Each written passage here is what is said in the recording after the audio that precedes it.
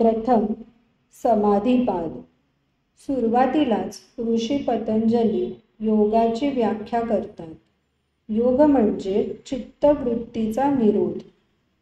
असा निरोध पूर्णपणे साधला की द्रष्टा पुरुष म्हणजे वेदांताच्या भाषेत आत्मा आपल्या मूळ आत्मस्वरूपात परत प्रस्थापित होतो.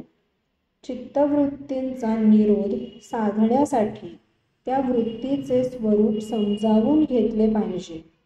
चित्तवृत्तींबाबत माहिती दिल्यानंतर पातंजली ऋषी निरोधाची साधना सूत्ररूपात सांगतात. मुख्यतः अभ्यास आणि वैराग्य यांच्या सहाय्याने निरोध साधता येतो. समाधीची अंतिम अवस्था म्हणजे निर्बीज असंप्रज्ञात समाधी. त्या आधीची पायरी म्हणजे सबीज संप्रज्ञात समाधी. संप्रज्ञात समाधी म्हणजे साधकाचे अनुभव घेणारे चित्त अद्याप क्षीण स्वरूपात दुगदुगत असते आणि तेच पुढील जन्माचे बीज ठरते. हे बीज जेव्हा जळून जाते तेव्हा योग्याला निर्बीज असंप्रज्ञात समाधी प्राप्त होते. अशा योग्याची जाणीव द्रष्ट्या पुरुषाशी एकरूप होते. वासनेचे संस्काराचे बीजच नाहीसे झाल्यामुळे आता योग्याला प्रकृती नियमानुसार जन्म घ्यावा लागत नाही. संप्रज्ञात समाधीच्या 6 पायऱ्या ऋषी पतंजलींनी सांगितल्या आहेत. सवितर्क, निर्वितर्क, सविचार, निर्विचार, सानंद व सास्मित.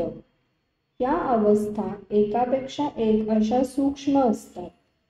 त्या साध्य करण्यासाठी श्रद्धा, उत्साह, प्रज्ञा यांची आवश्यकता असतेच, पण त्याच्या जोडीला साधनेची तीव्रताही आवश्यक असते. निर्विचार समाधी प्राप्त होताच योग्याची प्रज्ञा जागृत होते. तिला ऋषी पतंजलींनी ऋतंभरा प्रज्ञा म्हटले आहे. या प्रज्ञेमुळे योग्यावर होणारे ऐहिक संस्कार क्षीण होतात आणि त्याची योगमार्गावरची वाटचाल जलद होते. सृष्टीची उत्पत्ती झाली ती जीवात्म्याला प्रथम भोगाचा व नंतर कैवल्याचा अनुभव देण्यासाठी झाली, म्हणजे भोग अपवर्गार्थ झाली असे ऋषी पतंजली सांगतात. सृष्टी पुरुषासाठी प्रकट झाली आहे. पुरुष जीवाच्या साहाय्याने सृष्टीमध्ये रममाण होतो. तो अविद्येमुळेच. अविद्या म्हणजे बोधाचा अभाव. पुरुषाला आपल्या मूळ स्वरूपाचा पडलेला विसर. जीवात्मा आणि संसार यांचा संयोग अविद्येमुळे घडतो. या अविद्येचा नाश करायला हवा असे ऋषी पतंजलींचे सांगणे आहे. हा नाश विवेकख्यातीमुळे होतो. विवेकख्याती म्हणजे पुरुष व प्रकृती निरनिराळे आहेत असा अंतर्बोध होणे. बौद्धिक स्तरावर नव्हे तर अनुभूतीच्या स्तरावर. अविद्यानाशाच्या प्रक्रियेचे 7 प्रांत किंवा स्तर आहेत असे योगसूत्रे सांगतात. योग परंपरेत, पातंजल योगदर्शनात नव्हे.